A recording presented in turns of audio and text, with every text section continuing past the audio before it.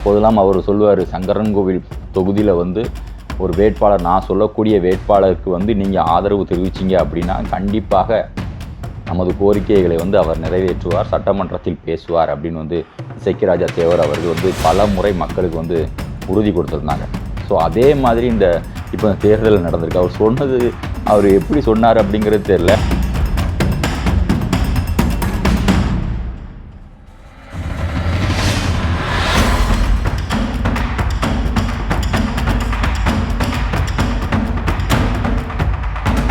அனைவருக்கும் வணக்கம். இந்தியாவுக்கும் இந்தியர்களுக்கும் என்னுடைய வணக்கத்தை தெரிவித்துக் கொள்கிறேன்.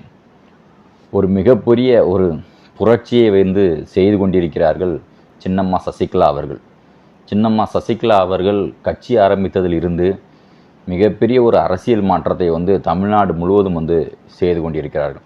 அவர்கள் நிறுத்தியிருக்கக்கூடிய வேட்பாளர்கள், தமிழ்நாடு முழுவதும் அவர்கள் நிறுத்தியிருக்கக்கூடிய வேட்பாளர்கள் ஒவ்வொருத்தருமே மிகப்பெரிய ஒரு வெற்றி வேட்பாளராகவே அறியப்படுகிறார்கள்.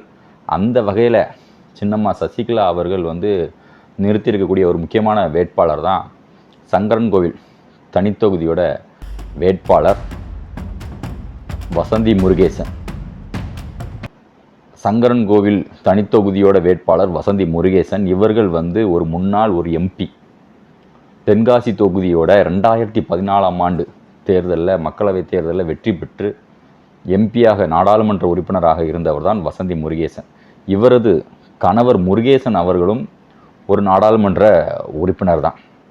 ஸோ அவர்கள் வந்து இப்பொழுது அகில இந்திய புரட்சித் தலைவர் மக்கள் முன்னேற்ற கழகத்தின் சார்பாக சின்னம்மா சசிகலா அவர்கள் சங்கரன்கோவில் தொகுதியில் வேட்பாளராக நிறுத்தியிருக்காங்க. இப்பொழுது அந்த நாடாளுமன்ற உறுப்பினர் வசந்தி முருகேசன் அவர்கள் KN இசைக்கிராஜா தேவர் அவர்களை, பசும்பொன் மக்கள் தேசிய கழகத்தோட நிறுவன தலைவர் இசைக்கிராஜா தேவர் அவர்களை போயட்ஸ் கார்டன்லேயே, சின்னம்மா சசிகலா அவர்களுடைய இல்லத்தில் போயட்ஸ் கார்டன்லேயே சந்தித்து பேசியிருந்தாங்க. தற்போது தூத்துக்குடியில் இருக்கக்கூடிய கட்சியோட தலைமை அலுவலகம், PMT கட்சியோட, பசும்பொன் மக்கள் தேசிய கழகம் கட்சியோட தலைமை அலுவலகம் அமைந்திருக்கக்கூடிய தூத்துக்குடியில் வந்து நேரில் வந்து சந்தித்து மரியாதை செய்திருக்கிறார்கள். ஸோ வந்து இப்பொழுது இது வந்து மிகவும் ஒரு முக்கியமான ஒரு செய்தியாக பார்க்கப்படுகிறது. இது இந்த தேர்தலில் வந்து சங்கரன்கோவில் தொகுதி தேர்தலில் வந்து ஒரு முக்கியமான ஒரு நிகழ்ச்சியாக பார்க்கப்படுகிறது. ஆனால் PMT கட்சி சங்கரன்கோவில் தொகுதியில், சங்கரன்கோவில், தென்காசி இந்த பகுதியில் பார்த்திங்கன்னா மிகவும் வலிமையான ஒரு கட்டமைப்பை கொண்ட ஒரு இயக்கம், ஒரு கட்சி PMT. ஸோ இசைக்கிராஜா தேவருடைய ஆதரவு, PMT கட்சியோட ஆதரவு வந்து ரொம்ப முக்கியமாக கருதப்படுகிறது. அந்த வகையில் வந்து வசந்தி முருகேசன் அவர்கள் வந்து இசைக்கிராஜா தேவர் அவர்கள் நேரில் சந்திச்சுட்டு போயிருக்கிறது வந்து ரொம்ப ஒரு முக்கியமான ஒரு அரசியல் நிகழ்வாக பார்க்கப்படுகிறது. ஸோ இதைத் தொடர்ந்து PMT கட்சியை சார்ந்தவர்கள், நிர்வாகிகள், சங்கரன்கோவில் தென்காசி பகுதியை சார்ந்தவர்கள் வந்து நேரடியாக வசந்தி முருகேசன் அவர்களை சந்தித்து தங்களது ஆதரவை வந்து தெரிவித்திருக்காங்க. ஸோ PMT கட்சி சார்பாக சங்கரன்கோவில் தொகுதியில் வசந்தி முருகேசன் அவர்களுக்காக மிகப்பெரிய ஒரு பிரச்சாரத்தையும் அவர்களுக்கான ஆதரவையும் PMT கட்சி வந்து திரட்டும் அப்படின்னு நம்ம எதிர்பார்க்கப்படுகிறது. சங்கரன்கோவில் தொகுதியை பொறுத்த வரைக்கும் பல முக்கியமான கோரிக்கைகள் அங்கே வந்து இருக்குது. சங்கரன்கோவில் தொகுதி மக்களுக்கான கோரிக்கைகள் வந்து நிறைய முக்கியமான கோரிக்கைகள் இருக்குது. அதை அனைத்துமே வந்து வசந்தி முருகேசன் வந்து அவர்கள் வந்து செய்து கொடுப்பார் அப்படின்னு நம்ம எதிர்பார்க்கலாம். ஏன்னா அவர்கள் வந்து ஏற்கனவே நாடாளுமன்ற உறுப்பினராக தான் இருந்திருக்காங்க. இந்த முறை தான் சட்டமன்ற தேர்தலில் வந்து சங்கரன்கோவிலில் வந்து போட்டிடுறாங்க. ஸோ அவர் மூலமாக வந்து சங்கரன்கோவில் மக்களுக்கான, அனைத்து மக்களுக்குமான கோரிக்கைகளை வந்து அவர்கள் நிறைவேற்றுவார்கள்.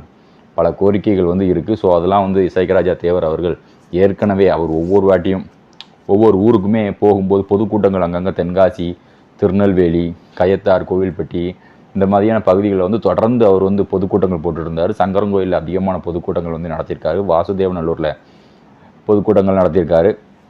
அப்போதெல்லாம் அவர் சொல்லுவார், சங்கரன்கோவில் தொகுதியில் வந்து ஒரு வேட்பாளர், நான் சொல்லக்கூடிய வேட்பாளருக்கு வந்து நீங்கள் ஆதரவு தெரிவிச்சிங்க அப்படின்னா கண்டிப்பாக நமது கோரிக்கைகளை வந்து அவர் நிறைவேற்றுவார், சட்டமன்றத்தில் பேசுவார் அப்படின்னு வந்து இசைக்கிராஜா தேவர் அவர்கள் வந்து பல முறை மக்களுக்கு வந்து உறுதி கொடுத்துருந்தாங்க.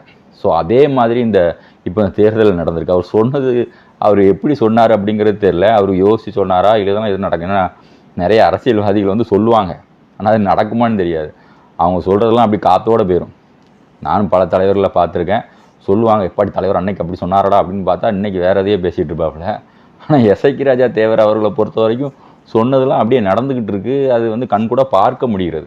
அவர் வந்து மேடையில் வந்து நம்ம சில டைம் நினைக்க படப்படன்னு பேசுவாப்புல. அப்போ படப்படன்னு பேசும்போது அப்போ வந்து அதெல்லாம் வந்து இதெல்லாம் வந்து நடக்குமா அப்படின்னு தான் நம்மளுக்கு தோணும். ஆனால் அவர் சொன்னதெல்லாம் வந்து இப்போ நடக்குது பாருங்கள். சங்கரன்கோவில் தொகுதியில் நான் சொல்கிறவங்களுக்கு தான் நீங்கள் ஓட்டு போடணும். அப்படி நான் சொல்கிறவங்களுக்கு நீங்கள் ஓட்டு போட்டீங்க அப்படின்னா கண்டிப்பாக அவர்கள் நம்மளுக்கு கோரிக்கையை நிறைவேற்றுவார்கள்.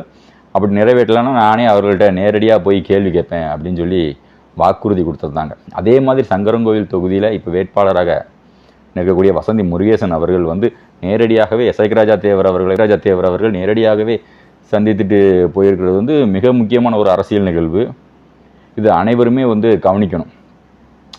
சங்கரன்கோவில் ஒரு தனி தொகுதியில் ராஜா தேவர் அவர்களை சந்தித்து அந்த தொகுதி வேட்பாளர் வந்து சந்திச்சுட்டு போயிருக்காங்க.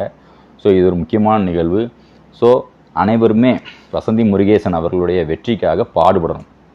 சங்கரன்கோவிலில் இருக்கக்கூடிய ஒவ்வொரு இளைஞர்களும் அங்கே இருக்கக்கூடிய மக்களும் ராஜா தேவர் அவர்களுடைய ஆதரவு பெற்ற, சின்னம்மா சசிகலா அவர்களுடைய ஆதரவு பெற்ற, அகில இந்திய புரட்சித் தலைவர் மக்கள் முன்னேற்ற கழகத்தோட கட்சியோட கூட்டணி வேட்பாளர்களுக்கு நாம் அனைவருமே வந்து அந்த தென்னந்தோப்பு சின்னத்தில் வந்து வாக்களித்து வெற்றி பெற செய்ய வேண்டும். குறிப்பாக பிரச்சாரம் அப்படிங்கிற போது வந்து அவர்களுக்கு ஆதரவு திரட்டுறோம் அப்படிங்கிற போது வந்து அந்த தென்னந்தோப்பு சின்னத்தை வந்து கண்டிப்பாக மக்கள் மத்தியில் ஒவ்வொருத்தர் மத்தியிலையும் நம்ம கொண்டு போகணும்.